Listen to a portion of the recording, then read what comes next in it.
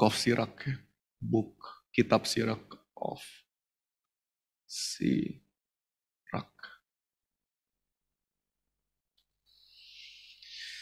Oke, sama seperti yang sebelumnya, buku Sirach atau enggak kitab Sirach adalah buku hikmat, sama seperti kitab Amsal ya, di dalam Apokrifa kitab hikmat Solomon. Tetapi buku Sirach ini secara komparasi ya, ini jauh lebih tebal, jauh lebih panjang. Kitab hikmat Solomon itu paling belasan ya waktu itu ya.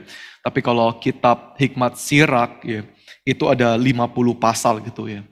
Ini bisa dikatakan bahkan mungkin ya adalah buku kitab hikmat kuno yang tertebal ya, yang terpanjang yang kita tahu ya, yang kita tahu pada saat ini ya, 50 pasal. Pertama-tama tentang beberapa informasi dasar saja. Buku ini disebut sebagai buku hikmat Sirach atau enggak Book of Sirach gara-gara penulisnya adalah ya namanya Jesus ya. Jesus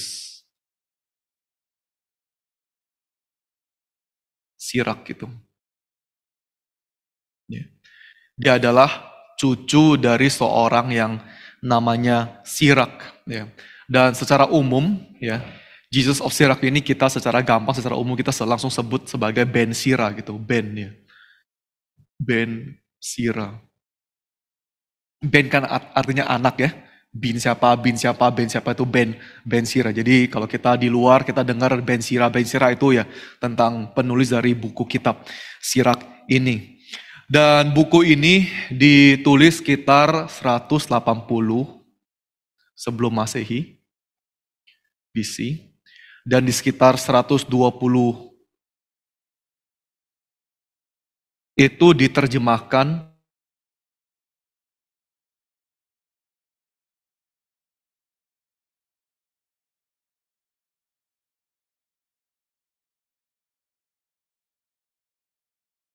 itu semua berdasarkan penerjemahan Yunani yang ditulis di saat ini.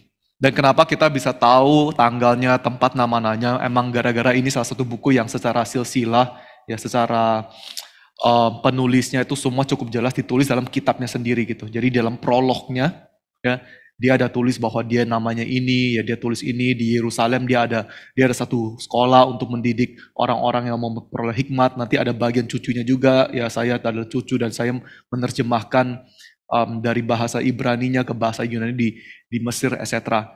Jadi secara data cukup komplit ya yang kita dapat di dalam buku ini. Setting dari kitab Sirach ya itu tipikal seperti kitab hikmat yang lain, yaitu Ben Sira sendiri adalah seorang guru dan dia mau mendidik orang-orang, anak-anak muda yang ada keinginan untuk memperoleh hikmat, yang mau menjadi ya lebih pintar, ya, yang mau menjadi scribes, ya, ahli-ahli Taurat, ya, seterusnya, ya dia itu mau melatih mereka, yaitu setting dari narasi kitab hikmat ini. Dan secara pengajarannya cukup simpel, kita bisa katakan bahwa apa yang dilakukan oleh Ben Sira adalah mengambil ya ajaran-ajaran Perjanjian Lama, ya, dengan tradisi-tradisi Timur Tengah yang kita temukan di saat itu di Gabel.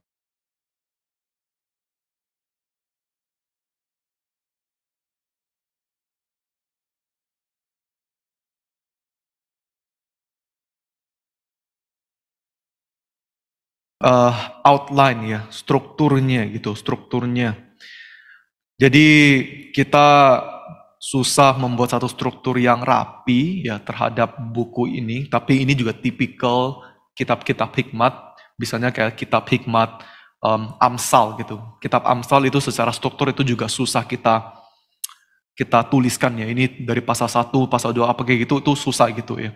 Jadi seringkali kalau kita baca buku hikmat ya, cara kita membacanya tuh bukan secara kronologis gitu.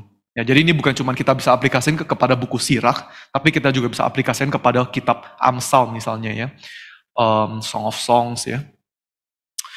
Jadi di dalam buku-buku hikmat seringkali yang kita pakai adalah ya kita coba mengambil, memetik ayat-ayat ya yang temanya sama dan kita kelompokkan menjadi satu gitu. Jadi kita membacanya lebih kepada topikal, ini tentang uang, tentang pernikahan, tentang hikmat sendiri, tentang Tuhan ya. Jadi kita tuh bisa membacanya demikian. Bukan saya, buku ini penulis yang saya pakai itu, dia juga sudah memberikan kita satu tema-tema penting ya. Tema-tema penting yang dicatat, diungkit oleh buku Kitab Sirak ini, itu di slide 1 dan slide 2 ya. Jadi kita bisa lihat ya, ini ada creation, death, fear of the Lord, friendship, etc. etc. Next ada lagi yang slide kedua, money, ya, back. Ya. Nah, people of God, doa, rulers, sickness, sin. Sekali lagi kita bacanya secara topikal gitu. Kita baca kitab Amsal juga demikian ya. Itu ada tema-temanya. Kita bisa kelompokkan dan kita bisa lihat apa buku ini yang dibicarakan tentang satu topik itu. Jadi temanya itu banyak dan kita nggak akan membahas semuanya. Tapi ada beberapa yang lebih menonjol yang saya mau tekankan pada kesempatan malam hari ini gitu. Dan kita cuma akan memakai satu kesempatan saja untuk bahas buku ini. Ya. Tema yang pertama adalah ya, takut akan Tuhan ya. Takut akan the fear of the Lord ya. Ya, fear of the Lord, takut akan Tuhan ya. Seperti kitab Amsal, seperti Perjanjian Lama ya. Takut akan Tuhan adalah respons ya, respons kita terhadap hikmat yang diturunkan oleh Tuhan ya. Kita tahu takut akan Tuhan, bahkan di dalam kitab Pengkhotbah juga takut akan Tuhan sama hikmat itu tidak terpisahkan gitu, tidak terpisahkan. Dan di dalam kitab Hikmat Sirach juga sama, dia basically cuma meneruskan apa yang dicatat di dalam Perjanjian Lama. Tapi yang lebih menonjol, ya, secara konsep, walaupun ini juga bukan novum, bukan satu hal yang baru, ya, adalah bagaimana fear of the Lord, takut akan Tuhan, ya, itu membawa manusia kepada joy, sukacita gitu. Ya. Ada slide ketiga, bisa slide nomor 3. Ada ayat-ayatnya ya, yang dia tulis tentang takut akan Tuhan. Nah, coba baca aja yang saya sudah garisi ya. The fear of the Lord, ya, exaltation, gladness, rejoicing, delights, ya, happy are the souls, ya, jiwa-jiwa yang takut akan Tuhan itu akan bahagia, etc. Ya. Jadi tema takut akan Tuhan yang membawa sukacita itu penting bagi Ben Sira, ya. Ketika kita sadar ya, dunia orang-orang Israel di saat itu ya. Abad kedua, kita tahu kan ya, Israel itu dibuang oleh Tuhan itu 586 kan ya, 586 atau 568 gitu, saya agak lupa. Tapi ya abad ke-6 lah ya, ke abad ke-6 gitu. Ini kan sudah abad kedua, ya, ini kan sudah abad kedua, second.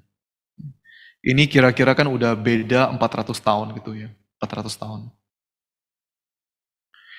Di dalam 400 tahun ini kan juga masa yang cukup lama ya. Di dalam 400 tahun ya, itu orang Israel sudah jelas-jelas mereka sudah tidak lagi melakukan dosa yang membuat mereka dibuang oleh Tuhan gitu ya. Mereka sudah nggak lagi melakukan idolatry, penyembahan ilahi gitu. Setelah 400 tahun di zaman ini ya, mereka udah benar-benar sadar dan sungguh-sungguh terima itu hanya ada satu Tuhan gitu. Tuhan yang esa, one God ya, monotheism. Dan mereka sudah menjalankan ini. Mereka sungguh-sungguh menjalankan ini.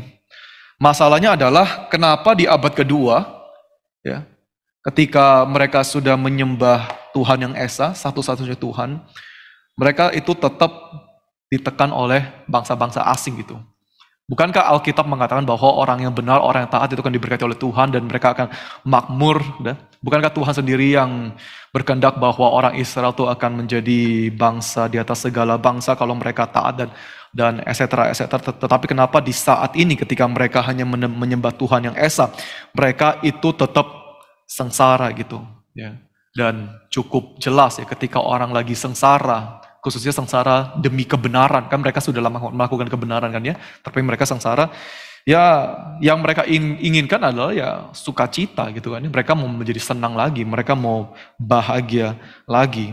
Jadi dalam dunia seperti ini, Ben Sira tuh melalui kitab hikmatnya, dia coba menjelaskan kondisi ini ya. Jadi cara dia adalah dia mengatakan bahwa ya kesengsaraan sama seperti kitab-kitab yang lain di dalam Intertestament, kesengsaraan adalah disiplin gitu. Kesengsaraan adalah disiplin dari Tuhan. Khususnya kesengsaraan yang dialami oleh orang-orang benar, itu semua adalah disiplin. Dan ketika kita sengsara bagi kebenaran, ya, respons kita itu apa gitu? Ya, respons kita itu apa? Ketika kita sengsara, ketika kita sudah taat tapi tetap nggak ada satu perubahan, ya bagi Ben Sira, guru ini, ya dia katakan ya respons kita tetap sama. Respons kita adalah tetap takut akan Allah, ya. Dan takut akan Allah ini pada akhirnya akan membawa dan memberikan kita sukacita gitu. Ya. Dan di dalam hal ini ya, sampai derajat ini ya Bapak Ibu saudara sekalian ya, kita tuh pasti bisa setuju dengan dia gitu. Ya. Ketika dia mengajak kita untuk takut akan Allah ketika kita tuh sengsara, ya, setidaknya ya itu membuat kita melepaskan fokus daripada diri kita sendiri gitu. Ya. Ketika kita sengsara demi kebenaran, ada kecenderungan untuk kita itu ya mempertanyakan kenapa saya, apa maknanya bagi saya, masa depan saya, bagaimana, apa yang saya sudah alami, ya saya itu self pity, mengasihani diri, etc. gitu. Setidaknya ketika dia membawa orang, ketika kamu sengsara, ya, kamu tuh harus tetap takut akan Tuhan gitu. Takut akan Tuhan tuh yang akan memberikan kamu sukacita yang sesungguhnya gitu. Saya tahu kamu tuh mencari sukacita. Gitu. Saya tahu kamu tuh hidup benar, tapi sengsara kamu mencari hal yang bisa membuat kamu tuh bahagia, betul. Tapi itu hanya bisa diperoleh melalui takut akan Allah, fear of God, gitu. Jadi, setidaknya jangan lihat kepada diri kita sendiri, gitu. Lihatlah kepada Tuhan. Ya. Dan saya percaya dalam kehidupan kita itu juga sama lah ya. Ingat sekali lagi, ini cara bagaimana orang Yahudi sendiri mengaplikasikan takut akan Allah yang ditemukan di dalam Perjanjian Lama ya. Jadi di dalam kehidupan kita juga sama gitu. Daripada kita pusing atau enggak habis-habisnya ya. Coba itu menjelaskan kepada diri kita sendiri ya. Kenapa kita tuh harus mengalami kesengsaraan demikian ya. Kadang-kadang kita juga sering menghibur diri ya. Oh saya mengalami ini supaya ada hal yang tertentu terjadi. Supaya ada berkat yang turun atau apa yang membuat menjadi saluran berkat etc. gitu. Tapi seringkali di dalam pengalaman hidup kita juga benar-benar gak bisa jelaskan gitu ya. Kita nggak bisa jelaskan kenapa kita harus mengalami hal ini gitu. Dan dampaknya apa, benefitnya apa, faedahnya apa, kita juga nggak bisa jelaskan gitu ya. Kenapa gitu? Ya. Kenapa ada orang-orang Yahudi yang harus menyaksikan keluarganya masuk camp konsentrasi dan mati di sana gitu. Mau dari sudut pandang apa gitu kayak juga susah dijelaskan gitu. Mau ngomong apa sih gitu? Kita juga nggak bisa, kita nggak tahu gitu ya. Itu ada benang-benang di dalam kehidupan kita yang benar-benar kita tuh nggak bisa nyambungkan gitu. Nggak semua benang kita bisa nyambung. Kalau bisa kita sambungkan ya puji Tuhan gitu. Kalau dari satu pasal ke satu pasal gitu kita bisa sambung, oke lah, klop lah, oke kita bisa lihat ada faedahnya gitu. Ya, misalnya saya pernah pengalaman pas saya jadi panitia NRITC tahun itu, kayak tahun itu tuh super gila gitu ya. Wah, sangat sulit gitu. Ya tapi akhirnya saya lihat, oh ada cukup banyak orang yang diberkati oleh NRIC tahun itu dan bahkan menyerahkan diri menjadi hamba Tuhan. Salah satunya tuh Karnike gitu. Saya baru tahu Karnike juga tobat di dalam panitia NRITC yang saya jadi panitia itu, yang saya stresnya luar biasa gitu. Wah itu kan, ya kita bisa sambungkan, oh Tuhan lah, oke lah saya ngerti lah kenapa saya waktu itu harus mengalami hal ini, kenapa ada beberapa keputusan saya harus perjuangkan mati-matian. Karena cukup banyak orang yang ya akhirnya bertobat, menyerahkan diri juga, oke gitu. Tapi ada hal-hal tertentu tuh nggak bisa gitu. Ada hal tertentu kita mau coba sambung juga nggak sambung gitu.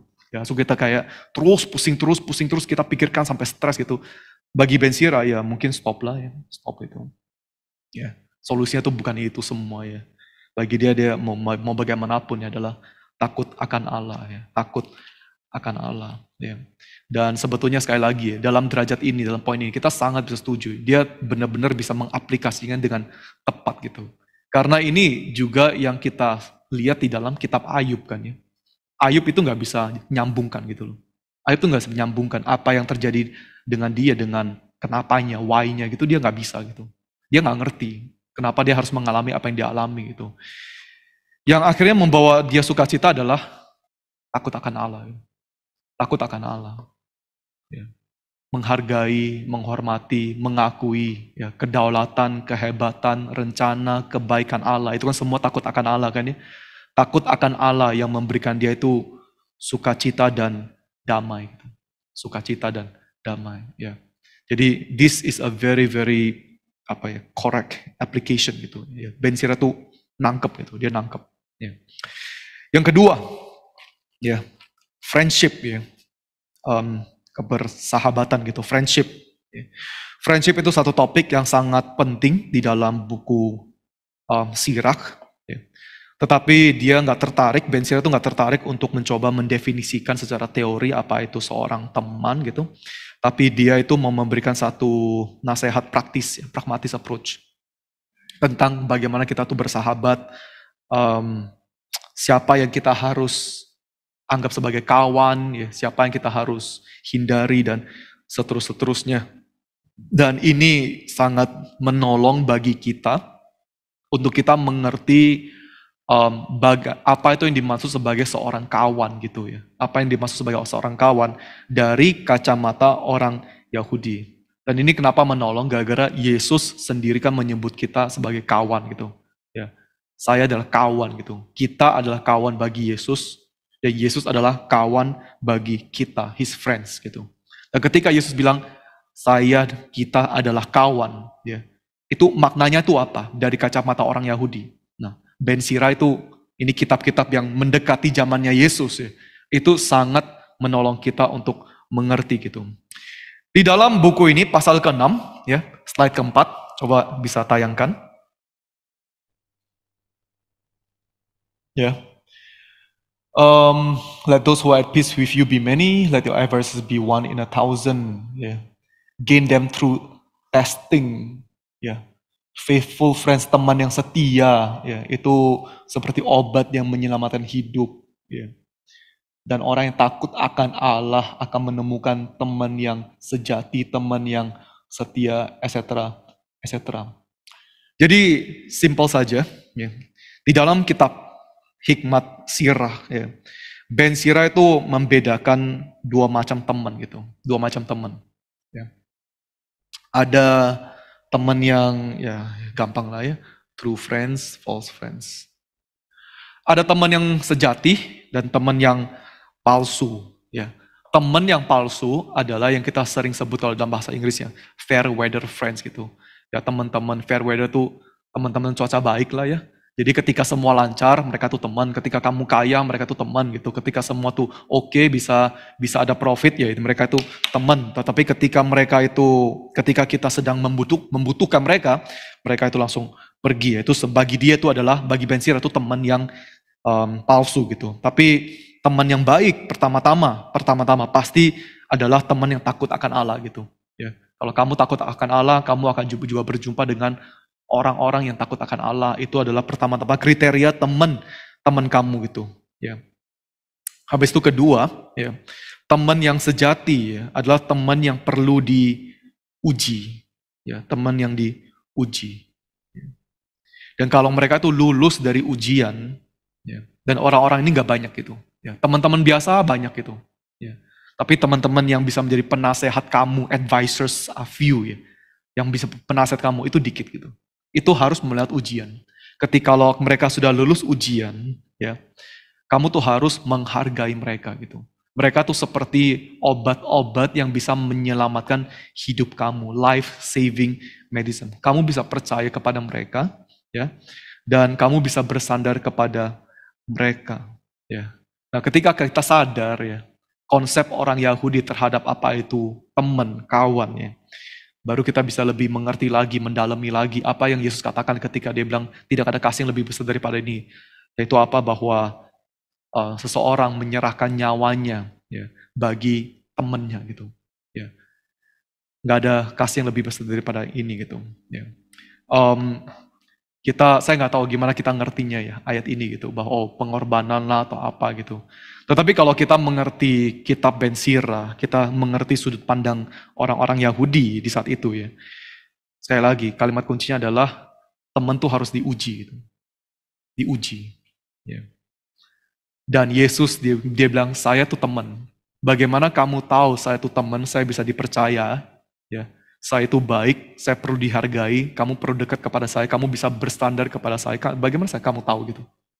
Karena saya menyerahkan nyawaku gitu.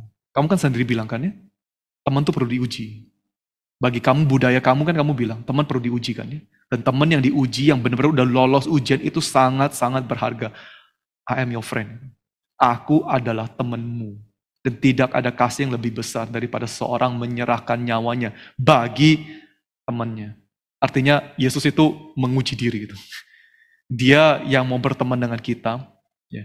Dia yang membuktikan diri dia bagi kita gitu. Untuk kita bisa lihat bahwa dia sungguh-sungguh teman kawan sejati gitu. Yang kita bisa percayai. Tapi kita nggak boleh berhenti di sini.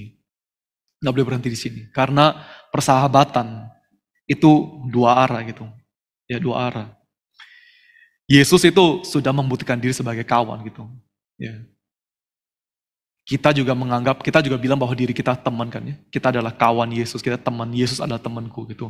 Kita juga seorang teman. Dan ketika kita bilang di dalam konteks Alkitab bahwa kita adalah temannya Yesus, ya, dari kacamata orang Yahudi, ini artinya kita juga perlu diuji. Bukan cuma Yesus harus diuji gitu. Kita itu juga perlu diuji. Ya, apakah kita lolos ujian itu? Apakah kita sungguh-sungguh teman yang setia itu? Ya, yang bisa dihandalkan itu. Ya. Dan inilah kenapa ya Bapak Ibu Saudara sekalian, ketika kita bilang Jesus is our friend, gitu. Yesus adalah temanku. Itu bukan teman-teman curhatan, ya teman-teman kita peluk-pelukan, kita kongko-kongko, wah enak loh ada teman, kita bisa curhat-curhatan, bisa minum bareng, atau kayaknya di dalam sense dari kacamata orang Yahudi yang membaca Alkitab itu artinya tuh nggak di sana gitu. Artinya tuh nggak di sana gitu. Ketika kita bilang bahwa kita adalah kawannya Yesus, ya, 3 kriteria itu yang tadi itu harus ada gitu. Setidaknya dari kacamata orang Yahudi, kamu harus takut akan Tuhan. Kalau kamu nggak takut akan Tuhan, kamu nggak ada hak apapun untuk mengatakan bahwa kamu tuh temannya Yesus gitu. Nggak ada gitu. Harus takut akan Tuhan gitu. Dan yang kedua, ya, kita tuh harus diuji. Kita harus mau diuji. Ya. Untuk diuji kesetiaan kita. Ya, diuji kesetiaan kita. Baru kita bisa bilang bahwa kita adalah teman. Ya, tanpa itu kita nggak bisa bilang. Ya ketiga, ya kita tuh rela, itu setia. Ya, rela tuh melalui saat-saat yang baik dan saat-saat yang buruk. Kalau kita hanya mau Yesus ketika saat-saat yang baik, tapi nggak mau Yesus di saat-saat yang buruk, kita nggak bisa bilang bahwa ya kita adalah temannya Yesus, Yesus adalah kawan. Ya, itu nggak masuk gitu. Itu nggak masuk dari pembacaannya orang Yahudi di saat itu gitu. Biblically speaking nggak bisa kita terima gitu ya. Sekali lagi ya, Ben Sira tuh sangat-sangat menolong ya. Daripada kita nggak tahu apa-apa, so kita Yesus kawan ya, so kita peluk-pelukan, kita merasa mesra hangat, tapi sebetulnya tuh nggak sesuai dengan pembaca Alkitab yang ditentukan di saat itu gitu. Ya, ketika Matius menulis Injil, Paulus menulis Injil, menulis surat-suratnya dan pengertian kawan-kawan kayak gitu itu bagi mereka ya begini. Inilah yang namanya kawan gitu. Ya, bukan sembarangan teman yang kita mungkin anggap pada hari ini gitu. Oke, itu friend ya. Yang kedua tuh friend. Yang ketiga ya, honor and shame culture.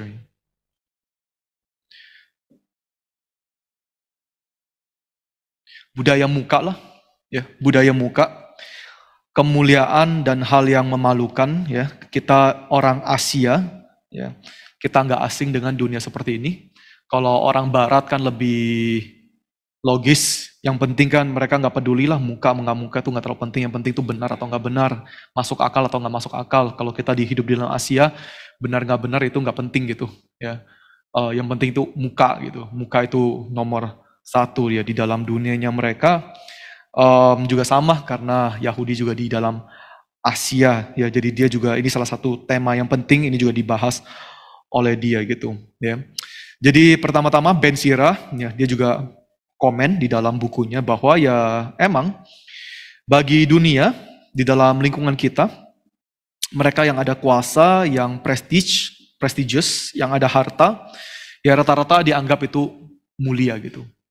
Dan yang sebaliknya, yang miskin, yang nggak ada uang, yang nggak ada status, itu memalukan ya. Ini standar ya, standar dalam honor and shame culture dimanapun ya. Di Asia itu ya rata-rata semua tuh begitu. Ya. Tetapi dia menekankan bahwa konsep ini, ya, konsep terhadap apa yang mulia dan apa yang memalukan itu bukan konsep teologis gitu. Ya, itu emang konsep dunia, kenyataan, tapi itu bukan konsep theological gitu.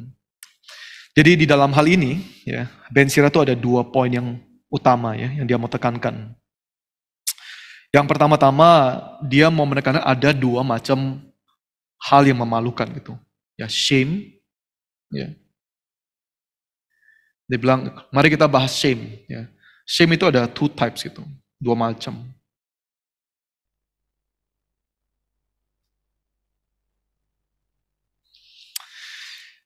Yang pertama adalah shame, hal yang memalukan yang membawa kita kepada dosa. Dan ada hal yang memalukan yang membawa kita kepada kemuliaan gitu. Jadi hal yang memalukan itu nggak sepenuhnya semua itu buruk gitu. Ya, emang di bagian ini dia wise gitu. Misalnya apa? Ya, dia bilang hal yang memalukan yang membawa kita masuk ke dalam dosa. Ya misalnya ketika kita tidak jujur dengan kata-kata kita gitu. Ya itu seharusnya dianggap hal yang memalukan gitu. Dan itu adalah hal memalukan yang membawa kita ke dalam dosa. Kita tidak takut akan Tuhan, terlalu sombong di hadapan Tuhan. Itu hal yang memalukan gitu. Bukan masalah miskin, itu hal yang memalukan gitu. Hal yang memalukan adalah kalau kamu tidak takut akan Tuhan. Itu hal yang memalukan. Dan itu akan membawa kamu masuk dalam dosa. Ya. Dan yang ketiga, ya bagi dia adalah ya terus menerus percaya bahwa kita akan diampuni oleh Tuhan gitu. Ya. Terus menerus menganggap dan percaya kita akan diampuni oleh Tuhan. Tanpa peduli seberapa banyak dan seberapa besar dosa kita, bagi dia itu adalah hal yang memalukan. Orang yang menghidupi spirit seperti ini, itu menghidupi satu kehidupan yang sangat memalukan. Dan ini adalah hal yang memalukan yang membawa kita lebih masuk lagi ke dalam dosa. Tapi juga ada hal yang memalukan yang membawa kita kepada kemuliaan. Misalnya apa? Ya. Ketika kita jujur, ya, apa adanya gitu. Ya. Ketika kita sadar dan sungguh-sungguh mengakui ya apa yang kita, siapa diri kita apa adanya, apa kekuatan kita, apa kelemahan kita juga mau secara terbuka mengakuinya. Itu kan hal yang memalukan kan ya. Orang kan bisa mau menutup-tutupi gitu. Oh ya, muka tuh penting gitu. Kita nggak boleh orang tahu tuh kelemahan kita tuh nggak boleh. Ya. Harus hanya tahu kekuatan kita. Tapi bagi Ben Sira, kalau orang tahu, kalau kamu mau sadar dan mau mengakui kelemahan kamu, kekurangan kamu, itu sungguh-sungguh memalukan betul. Kamu tuh malu. Tapi itu akan membawa kamu masuk dalam kemuliaan gitu. Ya. Kedua, ya, ketika kita malu terhadap ketidaktahuan kita gitu. Ketika kita malu ketika kita sadar bahwa apa yang kita tahu itu terlalu dikit dan kita tuh mau kejar lebih banyak lagi gitu. Itu kan rasa malu kan ya. Ini bukan cuma sekedar oh saya nggak tahu ya udah selesai gitu. Nggak tahu semuanya nggak tahu ya udah selesai aja nggak cari lagi. Nggak dibilang ketika kamu malu of your own ignorance gitu. Kamu sadar kamu nggak tahu, kamu malu dan kamu mau mencari lebih banyak lagi, ya itu hal yang memalukan tapi itu menuju kepada kemuliaan gitu. Ya. Dalam hal ini saya pikir kita di dalam tradisi reform, ya, orang-orang Kristen reform di dalam ya kebudayaan kita, ya, kita tuh harus itu ya.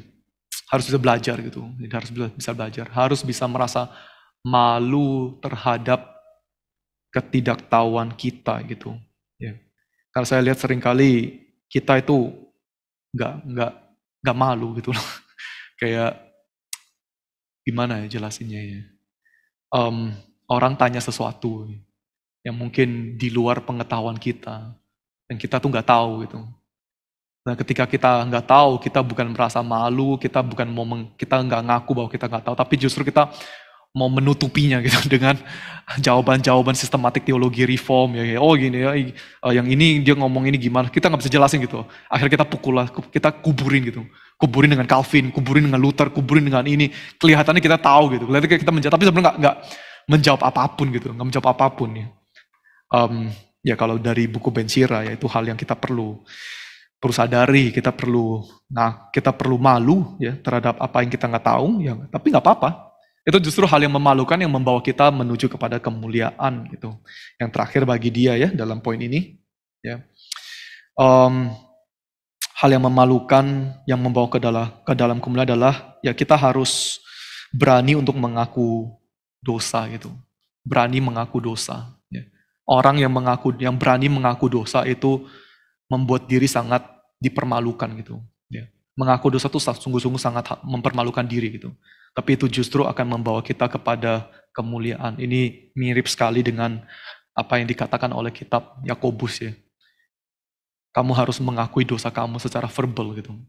Harus ada keberanian itu ya untuk membiarkan diri kamu dipermalukan gitu. Ya. Tapi justru di sana tuh ada pengampunan gitu. Ya. Kalau kita hanya berani mengaku dosa kita di hadapan Tuhan, tapi nggak berani mengaku dosa kita di hadapan manusia. Saya bukan bilang kita harus menjadi pria sejati, ya, mengaku di mana-mana gitu. Tapi kalau kita nggak berani ada satu orang pun ya, yang kita bisa cari untuk mengaku dosa kita, itu something wrong. Ya, kalau misalnya kita sudah berkeluarga, kalau sama pasangan kita aja kita nggak berani mengaku dosa kita sama pasangan kita, tapi kita setiap hari mengaku dosa sama Tuhan, wah itu something wrong gitu. Itu nggak beres gitu, Ya. Kalau kita berani mengaku dosa kepada Tuhan, kita juga seharusnya berani. Setidaknya ada orang yang kita percayai, ya, orang yang dekat dengan kita, yang kita juga bisa cari untuk memberanikan diri dan mengaku dosa kita. Ini akan mempermalukan kita, ya. Kita tahu lah ya, suami istri kadang-kadang juga ada masalah muka tuh juga banyak gitu loh, kok mengaku dosa sama istri juga kayak malas juga gitu kadang-kadang ya, kayak nggak mau juga, tapi ya ini hikmat bagi saya, ini hikmat gitu. Yang kedua ya, masalah tentang honor and shame. Ben Sira juga mau mencoba mendefinisikan ulang ya, dia selama ini juga udah mendefinisikan ulang ya. Tapi dia mau coba lebih jelas lagi mendefinisikan ulang lagi apa itu yang kita harusnya anggap sebagai kemuliaan dan apa yang kita anggap sebagai hal yang memalukan. Ya. Kemuliaan bagi dia itu bukan kekayaan, prestis, status gitu. Tapi tipikal Ben Sira, ya, orang yang takut akan Allah, ya, itu mulia gitu. Orang yang takut akan Allah itu mulia. Ya. Orang yang miskin tapi pinter, intelijen mungkin dalam pengenalan, pengetahuan, hikmat ya, intelijen dalam hikmat ya, hikmat itu mulia gitu, mulia. Ya. Orang yang memalukan, ya, orang yang memalukan bukan orang yang miskin. Bukan orang yang gak berstatus, orang yang memalukan adalah orang yang berdosa, orang yang gak taat kepada hukum, ya, orang yang menghakimi orang dari lapisan luar, yang memandang bulu, itu semua bagi Ben Sira sangat-sangat memalukan gitu. Orang yang membanggakan ya tampilan luar dia, itu sangat memalukan. Ya. Orang yang hanya melihat orang dari hartanya, ya, menjudge orang dari hartanya, itu semua hal yang sangat memalukan gitu. Jadi yang dilakukan oleh Ben Sira adalah ya dia memutarbalikkan lagi gitu. Apa yang dunia anggap itu mulia dan yang hina, dia putar balikan gitu. Ya justru kamu pikir lagi, ya, apa yang sungguh-sungguh sebenarnya mulia dan hina di mata Tuhan gitu. Dan tema ini kan juga kita bisa lihat di dalam Perjanjian Baru kan ya. Di dalam kitab 1 Korintus kan cukup jelas ya, apa yang mulia bagi Allah, apa yang hikmat bagi Allah gitu ya. Itu kebodohan bagi manusia. Apa yang mulia, apa yang hina itu diputer balikan ya oleh Paulus, dan itu dimulai oleh Yesus sendiri gitu ya. Kalau kita lihat dalam cerita Injil, bagi orang-orang Farisi, dianggap sebagai rohani, dianggap sebagai disiplin, dilihat sebagai orang yang dekat akan Tuhan, ya, dilihat sebagai orang saleh, itu sangat-sangat mulia gitu, sangat-sangat mulia gitu. Yesus itu datang, dan dia katakan itu rubbish gitu. Ya.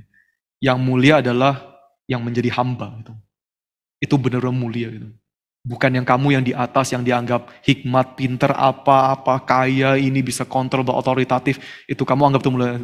Itu nothing gitu. Itu justru very very despicable. Itu hina gitu. Dia puter, ya, dia puter. Saya kasih tahu kamu, ya dia bilang sama ya, basically Yesus, saya kasih tahu kamu bahwa yang mulia adalah ya hamba gitu.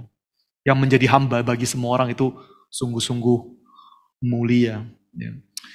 Dan di dalam sejarah Protestan, di dalam sejarah gereja, kita juga bisa lihat tema yang sama ya muncul lagi. Kalau kita membaca Heidelberg Disputation, ya teologi salib, teologi kemuliaan, basically kan poinnya itu juga sama gitu. Ya. Yang Luther kritik kepada gereja Roma Katolik adalah mereka sudah membalikkan gitu. Mereka sudah nggak nangkep. Ya. Apa itu yang sungguh-sungguh mulia dan apa itu yang hina gitu. Ya. Dunia itu hina sebetulnya. Salib itu mulia gitu. Tapi justru sekarang dibalikkan oleh mereka gitu. Ya, di saat itu ya, khususnya di saat itu ya, bagi Roma Katolik ya. Mereka bilang, oh Tuhan itu maha tahu, Tuhan itu maha tahu. Makanya hanya kami yang harus juga tahu segala-galanya gitu. Ya. Jadi itu mulia gitu. Karena Tuhan kan ya Tuhan tuh maha tahu tuh kan mulia gitu. Nah, kami juga mau maha tahu, hanya kami yang boleh maha tahu gitu. Hanya kami yang membaca Alkitab dengan bahasa Latin. Kamu tuh nggak boleh maha tahu. Kami maha tahu. Ya, bagi mereka tuh ya itu mulia ya. Karena Tuhan, mereka katakan karena Tuhan itu maha kuasa. Tuhan itu maha kuasa. Ya. Itulah kenapa sekarang kami itu juga harus yang pegang kuasa gitu. Kami yang berotoritatif. Kami yang tentukan siapa yang masuk surga dan siapa yang gak masuk ke surga. Kami yang tentukan. Karena apa? Jangan lupa loh, Tuhan kita juga omnipoten. Tuhan kita juga maha kuasa. Dia otoritatif. Ya kami juga otoritatif. Ya. Mereka memakai atribut yang hanya dimiliki oleh Allah diaplikasikan kepada diri mereka sendiri. Semua dasarnya itu Allah gitu. Semua dasarnya itu teologis ya. Bagi mereka ya itu mulia gitu, mulia. Ya. Tuhan itu hakim. God is the judge, menghakimi segala-galanya.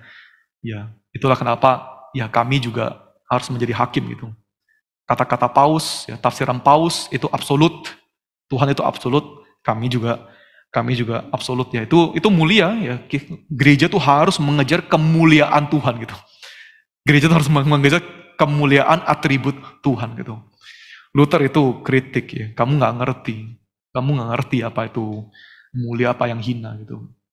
Ya. Kamu tuh memakai nama Tuhan tapi sebenarnya yang kamu kejar tuh semua hina gitu. Semua hina. It's nothing gitu. Yang mulia adalah salib, the theology of the cross. Ya, itu sungguh-sungguh mulia. Ya. Hati-hati Bapak Ibu Saudara sekalian, ya kita di dalam gerakan kita juga kita harus sungguh-sungguh sadar ya, ya kita bersyukur saat ini kita ada kesempatan merenung kembali apa itu mulia, apa itu hina ya. Kita harus sungguh-sungguh sadar apa itu yang mulia dan hina yang sesungguhnya di mata Tuhan gitu. Ya. Itu harus sangat-sangat hati-hati gitu. Ya. Oke, berikutnya tema keempat dia bahas tentang kematian. Ya. Ada dua konsep tentang kematian yang kita bisa lebih dalami lagi. Bisa tayang slide kelima.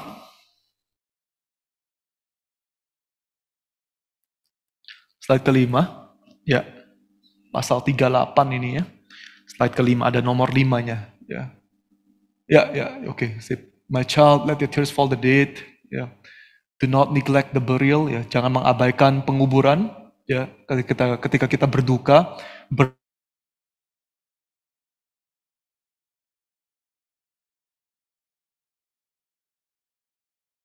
dua hari, ya. Kenapa? Karena grief, ya. Kedukaan itu bisa menyebabkan kematian, ya. hati yang berduka itu meresap, menghisap tenaga kita, ya. Jangan memberikan hati kita kepada duka, ya. Drive it away, kita harus usir, ya. Ketika kita berduka, nggak ada habis-habisnya, kita juga nggak melakukan apapun yang baik bagi ya, orang yang sudah meninggal. You do the deed no good, ya, and you injure yourself, dan kita mencelakakan diri kita sendiri. Ya. Harus ingat, nasib orang yang meninggal juga nasib kamu. Ya. Kemarin itu dia mati, dan hari ini kamu mungkin matinya, ya. Ini nasib semua orang, ya. Nasib semua orang itu. Ya, ada beberapa hal yang kita bisa tekankan di dalam bagian ini. Nanti ada bagian yang lain lagi gitu. Konsepnya banyak ya. Saya jadi susah kita strukturkan gitu. Tapi kita bisa lihat ya, pertama-tama kuburan itu ya. Penguburan itu satu hal yang sangat penting bagi orang Yahudi. Ya, ini bukan cuma di zamannya Yesus, itu penguburan itu juga sangat-sangat penting ya. Semua orang Yahudi itu nangkep hal itu ya. Dan di dalam hal ini kita bisa langsung lebih lihat lagi kegagalan murid gitu. Murid itu benar-benar gagal. Benar-benar gagal, hancur. Semua orang Yahudi itu tahu penguburan itu penting gitu, penting. Harus dihormati itu. Ya. Tapi mereka saking takutnya, mereka tuh langsung kabur ya, langsung kabur. Ya. Dan ketika kita sadar betapa pentingnya penguburan itu bagi orang Yahudi, kita juga bisa lihat kenapa dalam Alkitab sampai harus menekankan ya, orang yang mengubur Yesus itu Yusuf Arimatea, Nikodemus, itu ada ceritanya ya, harus ditekankan karena itu ya noble, itu benar agung ya, satu hal yang agung yang harus sebetulnya kewajiban yang dilakukan oleh murid, tapi murid nggak lakukan, justru sekarang dilakukan oleh orang lain ya. Kita juga bisa lihat dalam bagian itu ya, Ben Sira katakan bahwa kita tuh harus berduka gitu. Ketika orang meninggal harus berduka, dukanya harus dalam. Ya, kita bukan stoik, kita bukan tanpa perasaan, kita abaikan, kita enggak. Silakan gitu, silakan berduka gitu. Tapi jangan berduka terlalu lama. Ini kuncinya gitu. Jangan berduka terlalu lama. Walaupun kematian itu sakit, ya, itu menyakitkan. Tetapi ini realita gitu. Realita dalam arti ya ini yang dialami oleh semua orang gitu. Jangan lupa, kan dia bilang, katakan jangan lupa. Kemarin dia mati, hari ini kamu juga akan mati gitu. Tahu nggak, besok kamu akan mati. Artinya apa? Artinya ya kamu mau nangis gimana pun orang tetap harus mati gitu. Suatu hari juga harus mati, ya kamu juga harus mati ya. Ada banyak hal yang kita bisa bahas dalam bagian ini ya. Tapi yang saya mau tekankan ya, yang mungkin angle-nya sedikit berbeda dari pembahasannya gitu, adalah saya mau kita lihat bahwa bagi orang-orang di zaman orang-orang Yahudi di zaman abad kedua ini, ya, kehidupan yang kekal itu bukan satu hal yang umum gitu. Ya. Bukan saja dalam kehidupan orang perjanjian lama, Abraham itu mereka nggak gitu ada konsep hidup yang kekal ya. Bahkan sampai di zamannya Ben Sira gitu ya, dia juga nggak gitu bahas itu yang namanya hidup yang kekal gitu. Ya bagi mereka ya hidup yang kekal yang dikatakan oleh Alkitab eternal life ya sekarang lah ya, hidup bersama Tuhan, hidup berjalan dengan Tuhan, itu something gitu. Tapi kalau orang sudah mati, apa yang selanjutnya ya nggak tahu lah gitu. Kita nggak bisa tebak, kita nggak perlu tahu ya. Tapi itu satu hal yang nggak bisa kita abaikan, yang kita nggak bisa larikan diri dari realita itu. Ya, tapi ya ini fakta gitu. Tapi apakah sama sekali nggak ada konsep kekekalan ya, di dalam pemikirannya Ben Sira, di dalam orang-orang Yahudi? Ada juga ya. Ben Sira itu memberikan alternatif ya, apa yang disebut sebagai immortality, apa yang disebut sebagai hidup yang kekal. Dan bagi dia, ya, hidup kekal, immortality adalah menurunkan nama dan reputasi yang baik. Ya, itu. Hidup kekal adalah menurunkan nama dan reputasi yang baik. Itulah caranya kita menghidupi yang namanya kekekalan. Coba bisa kasih lihat slide ke-6. Slide ke-6.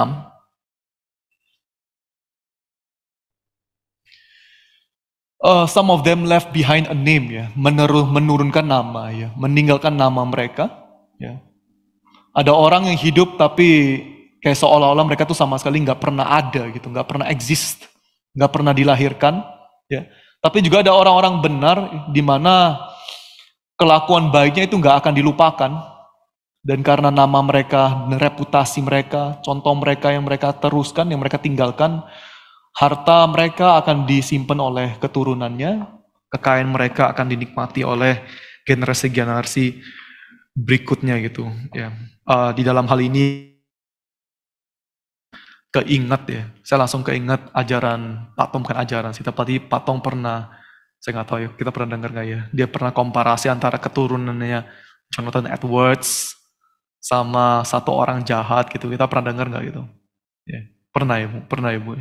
Dia kan bandingin ya, lihatlah keturunan Jonathan, dan emang keturunan Jonathan Edwards ya, itu kalau kita lihat itu gila gitu prestasinya, ya nggak tahu apa ya, pengacaranya 100, ya sekolah dinnya nggak tahu din teologinya berapa, pendetanya berapa, kayak keturunan tuh semua bener-bener cemerlang banget gitu, very very good gitu. Lalu ada satu orang jahat gitu, namanya Max Justin atau Max siapa saya lupa gitu, ya dia tuh orang jahat, ya masuk penjara, dan keturunannya tuh bener-bener itu hancur banget, ada 40 perampok lah, yang merkosa orang lah, pembunuhnya, itu jelas banget gitu ya. Kita bisa Google aja ya, genealogy, descendant of Jonathan Edwards di Google gitu, coba kita lihat itu.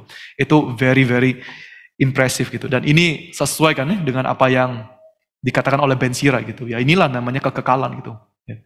Kekekalan, kamu mau menghidupi kekekalan, ya jadilah, tinggalkanlah nama yang baik, kehidupan yang baik gitu. Tetapi saya cuma mau kita tuh sangat hati-hati aja ya. Sangat hati-hati tentang konsep demikian gitu. Jonathan Edwards itu bukan Alkitab, Ben Sira juga bukan kanon. Ya, Ben Sira itu bukan firman Tuhan. Itu nggak bisa kita mutlakkan gitu, nggak bisa diabsolutkan. Pasti nggak bisa. Ya. Firman Tuhan kita bisa absolutkan gitu. Ya. Kalau Ben Sira kita nggak perlu absolutkan. Sangat ironis ya. Ben Sira yang bicara tentang menurunkan nama yang baik gitu ya. Di dalam ajaran-ajaran dia terhadap perempuan itu juga sangat patriarkal gitu, sangat misoginistik, sangat menghina dan merendahkan perempuan gitu. Itu ironis kan ya. Dia ngomong bagaimana manusia yang benar itu harus menurunkan nama yang baik bagi generasi berikutnya. Ya. Dia sendiri mencoba melakukan hal itu, dan di dalam dunia sekarang kita membaca dia dikritik habis gitu. Dikritik habis juga gitu. Bahwa kamu sebenarnya tuh gak ngerti apa-apa juga gitu. Kamu sebetulnya tuh juga begitu menghina perempuan ya. Yang saya mau katakan gini, ketika kita mau menurunkan nama kita yang baik gitu, kita tuh nggak bisa memprediksi masa depan gitu, nggak bisa. Ya. Apa yang mungkin kita anggap itu baik hari ini, itu subjektif. Subjektif kita anggap itu baik itu, tapi itu benar baik atau enggak, itu diuji oleh waktu gitu. Ya. Oh kita memperjuangkan, saya harus menurunkan nama baik, saya harus lakukan ini, saya harus lakukan itu. Ya. Ada orang yang mau meninggalkan nama baik, ya, membuat kuburan yang besar-besaran gitu, nggak tahu berapa puluh hektar. Ya. Anggap ini satu hal yang baik gitu. Mungkin 100 tahun kemudian ya dianggap itu orang mubasir gitu. Bisa juga gitu loh. Kita nggak tahu loh, bener-bener nggak tahu. Ini orang egois ya. Dunia sudah tambah lama, tanah yang baik sudah tambah dikit, lu malah bikin kuburan yang gitu, buat apa gitu ya. Lu rakus lah dan ini dan itu, dan lu masih anggap lu melakukan. Kita no one knows gitu. Kita nggak tahu itu. Kita membuat satu gereja yang apa ya? Ini bukan kritik kita, tapi mungkin kita memperjuangkan gereja yang besar, gedung yang besar, whatever gitu. Ya mungkin 200 tahun ke depan segala sesuatunya sudah menjadi AI, ya, udah pakai holografik. Ya. Bisa saja, maksud kayak tempat gedung juga mungkin nggak diperlukan sehingga kita nggak tahu, no one knows gitu. Intinya adalah susah kita prediksi gitu loh. Ya, itu we don't know what we don't know gitu. Kita nggak tahu apa yang kita nggak tahu, dan banyak hal kita tuh nggak tahu. Ya. Dan ketika kita mau mencoba meneruskan kita saya harus turunkan nama yang baik ya, saya percaya ini baik itu, kita bisa salah besar gitu. Kita bisa salah besar. Jadi harus sangat hati-hati. Ya. Yang kita harus turunkan di dalam kacamata baru itu simple gitu. Yang kita harus turunkan adalah Injil. Injil itu pasti baik. Injil itu baik sepanjang masa gitu. Injil itu baik sampai Yesus Kristus itu turun, datang kembali. Itu baik sepanjang masa. Itu undebatable gitu. Itu benar-benar kita harus turunkan. Injil kita turunkan. Hidup yang menyaksikan Injil itu ya. Itu boleh kita boleh perjuangkan gitu. Ya. Yang lain-lain nggak tentulah. Ya, yang lain-lain nama yang baik yang kita coba memperoleh dengan kekuatan kita sendiri. Ya. Kita nggak bisa yakin itu benar-benar baik. Tapi kalau kita menurunkan hidup sesuai dengan Injil, ya, ketika kita menghidupi Kristus, ya, kita bisa sungguh-sungguh katakan kita menurunkan hal yang berharga, ya, yang sungguh-sungguh berharga. Ya. Jadi ada hal yang kita bisa setuju tentang kematian, tapi nggak sepenuhnya. Harus tetap dibaca dari kacamata perjanjian baru gitu. Yang terakhir, teodisi. Teodisi.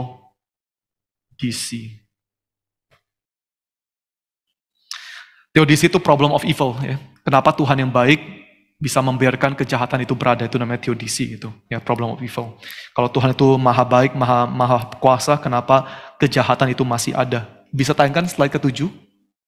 Nah, ini caranya Ben Sira menjelaskan adanya kejahatan di hadapan Tuhan yang maha kuasa dan maha baik ya. Dia katakan, why is one day more important than another? Ya, seperti tukang periuk, like the clay in the hand of the potter, to be molded as it please. So are humans. Ya. Manusia juga demikian. Ya. Kita tuh hanya bisa bagian kita tuh terima gitu. Coba perhatikan ayat ke-15. Look at all the works of the Most High. They come in pairs. One the opposite of the other. Jadi solusinya Ben Sira, ya, begini. Dia tuh melakukan dualisme, ya, modified dualism, ya. Modified dualisme gitu, dualism. Ya. Dualisme yang dimodifikasi gitu ya. Ini dualisme platonis lah misalnya lah ya. Atau enggak dualisme itu bidat gereja mula-mula itu siapa tuh namanya? Yang percaya Allah perjanjian baru sama perjanjian lama tuh beda gitu. Saya tiba-tiba lupa. Tapi basically dualisme dalam dunia tuh begini. Dan mereka menjelaskan bahwa kebaikan sama kejahatan itu ada sumbernya gitu. Dan dunia ini adalah perperangan antara kebaikan dan kejahatan gitu. Itu dualisme. Ya, nanti kita lihat siapa yang menang gitu. Ben Sira tuh memakai pikiran seperti, tapi dia modif dikit. Dia katakan emang kebaikan, ya, good and evil, ya, itu ada, tapi bukan dari dua sumber. Ini semua dari satu sumber. Ya. Ini semua dari Tuhan. Tuhan tukang periuk, potter yang menentukan segala-galanya. Ya. Tapi yang dia katakan begini, Tuhan itu menggenapkan. Tuhan itu emang berkehendak dan Tuhan itu emang sengaja mempergunakan yang baik dan yang jahat sebagai satu paket untuk menggenapkan rencananya gitu. Coba tayangkan lagi ya slide ke-7 gitu, ayat 15. Ya. Look at all the works of the Most High. Lihatlah kerjaan tangan Tuhan, ya. Itu datangnya sepasang gitu. Ya, one, the opposite of the other. Itu datangnya terus. Kenapa ada hari yang lebih kudus, hari yang lebih nggak kudus? Kenapa ada orang yang lebih mulia, orang yang kurang mulia, yang jahat? Itu sepasang. Termasuk apa? Termasuk baik dan jahat gitu. Baik dan jahat. Ya. Di dalam perjanjian baru, sebelum itu ya, konsep ini dia tuh memperkembangkan konsep Tuhan yang berdaulat, yang memakai baik dan jahat itu ya dari perjanjian lama juga. Misalnya di dalam Yesaya pasal 68 itu kan juga Tuhan sebagai tukang periuk kan ya. Tuhan tuh yang berdaulat, dia yang menentukan mana yang baik, mana yang enggak. Jadi dia juga mengambil gambaran dari Yesaya, dia aplikasikan dengan pikiran dia sendiri. Dan ini juga diteruskan sebetulnya di dalam perjanjian baru, dalam Roma 9, kita juga menemukan gambarannya sama gitu. Tuhan sebagai potter, Tuhan tuh tukang periuk ya. Tuhan yang menentukan ya, ada dari tanah yang sama, ada yang dibuat untuk Hal yang mulia ada dibuat untuk hal yang biasa, ya hal yang biasa gitu. Tetapi ada perbedaannya gitu, ya ada perbedaannya. Ya. Paulus itu bisa setuju gitu dengan Ben Sira dengan mengatakan bahwa emang yang baik dan yang jahat itu semua nggak lepas dari Tuhan, ya nggak lepas dari Tuhan. Dia itu yang berdaulat gitu, dia yang berdaulat. Ya. Tetapi Paulus itu ada menambahkan satu aspek lagi gitu, satu aspek lagi. Paulus sudah menambahkan bagian belas kasihan, mercy, itu penting itu. Ya, mercy.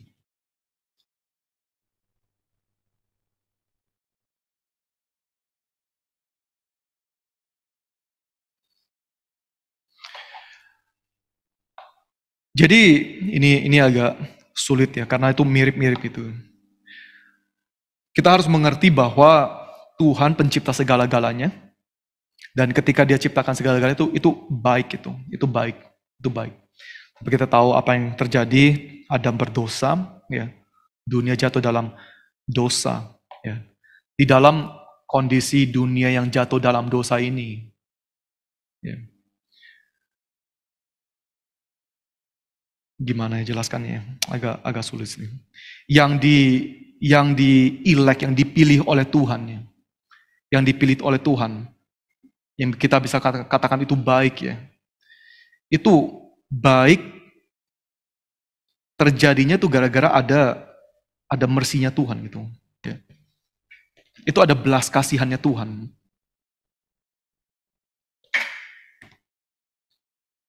Ini ada nuansa, tapi coba bedakannya. Jadi ini bukan cuma secara dualisme, oh Tuhan tuh memakai baik dan yang jahat itu mutlak gitu ya. Inilah cara Tuhan gitu. Ya.